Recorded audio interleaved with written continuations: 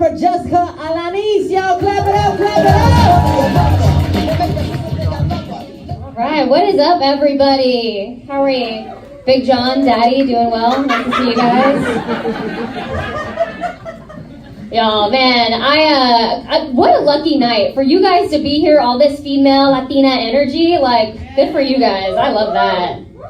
I gotta be honest though, I honestly grew up thinking that everybody was Mexican. Like, I just thought that was the default setting. I thought I just assumed. I didn't know there were other options. Someone told me they were Spanish once, and I was like, that's the language. What are you talking about? Stupid. Because I'm from Texas. I grew up in South Texas, and there, everybody has the same culture, like the same upbringing, right? Like, we have quinceañeras, we eat tacos, we don't know our dads. Like, we all have that culture, you know? I just assumed. It was so wild when I got to LA, people started asking me if I was white.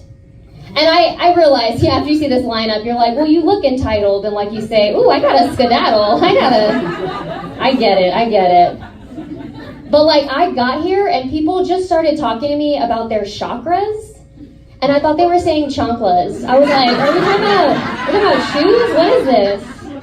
I got invited to Pilates. I thought they said paletas. I was like, this is not ice cream. This is not right. It's not okay.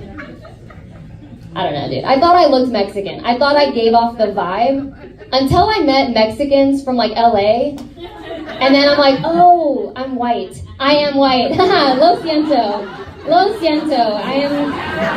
I'm white. Sorry. Sorry about that. Sorry. God. Even on this lineup, I was like, Chingona. What? ¿Qué es Chingona? I had to look it up. It's too bad. I don't know, I try to be more Mexican. I really do, because I want to, like, prove myself, right? So I'll wear my hair curly, I wear hoop earrings, because that's the uniform. You know? I say and shit at the end of my sentences. Spice it up. Dude, I even spent a night in jail once, just to really immerse myself in the culture. Anybody else as cultured as me? No? Okay. Not liars, okay. I did. I spent one night in jail. It was just one, because I'm not that Mexican. One night in jail. I got a DWI when I was in college. Don't laugh. That shit was expensive, dude. I do not recommend college at all. My God. Still paying for that mistake. Are you kidding me? Jail, on the other hand, not that bad.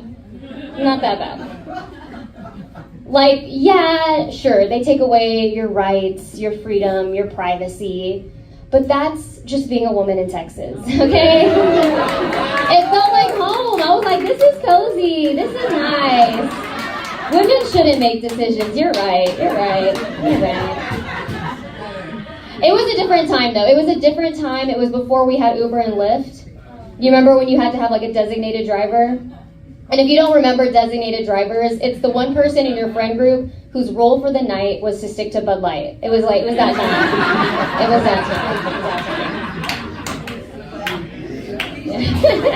Everybody with Bud Light's like, fuck, that's me. No, I'm just kidding. I was back home. I just was back in San Antonio this past week, and it was so wild. Someone came up to me, and they were like, hey, you look like you babysit. And I was like, that is the weirdest way to say I look unemployed. Like, that was weird. That was interesting. I am recently unemployed, which is super fun. Thank you so much. Would you like to sponsor me? If you have money, I have hands. Wow, no, that's not what I meant. Sucias. No. I don't mind being unemployed. The worst part about getting laid off was that I called my friends, and I was like, oh, I got laid off today, you know? And they were like, well, you hated that job, right? So it's fine.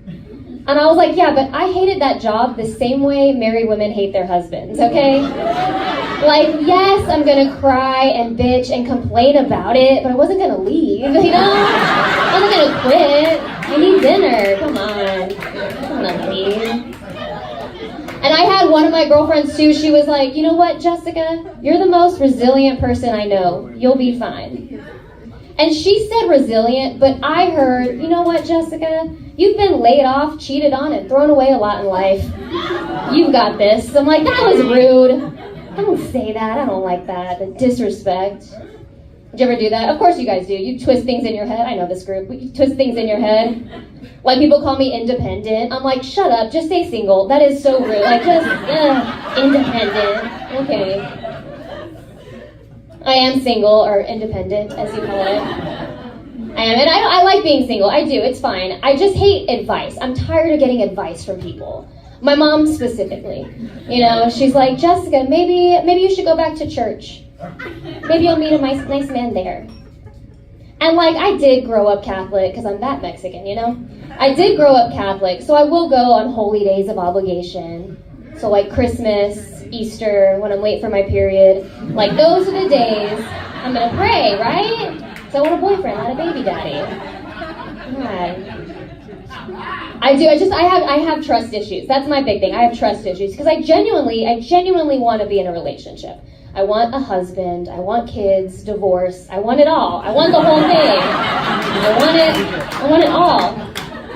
I just like, man, I can't trust people because you know what? I had a friend. It's a story about me. I had a friend. She dated a guy for 4 years. It's still me. 4 years. He cheated on her. Got the other girl pregnant, and then broke up with me. I mean, my friend. You know, like, that's crazy. Like, how could you trust somebody? And it was at the beginning of the pandemic, too, when they were like, hey, stay safe. He was like, oh, I don't like condoms. No, thank you. No, thank you. You know, they were like, do not come outside. And he's like, I only come inside other women. That's all I do. That's it. It's tough, man. I know, that relationship, can't even say the word, that's how single I am, was never going to work out. We weren't compatible, you know? Like, I'm a Libra, so I like balance.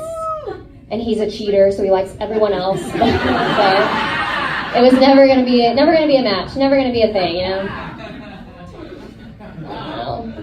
Life's so weird. I'm really focused on trying to make more money these days. Obviously, I think that's a good goal for a lot of people, right?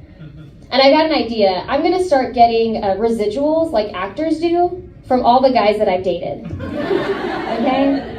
Like, if you've seen me naked and thought about it after, pay me. Okay? I deserve something, you know? Like, imagine the guys that I sent a nude photo to who still have it in their phone. Like, babe, you don't have to delete it. Just send me a monthly Zelle. That would be a residual. You know what I'm saying? Like, that would be amazing. That would be amazing. And I know nudes, some people are like, oh, I would never send a nude. And those people have dads. So that makes sense for them. That makes sense for them. That's different.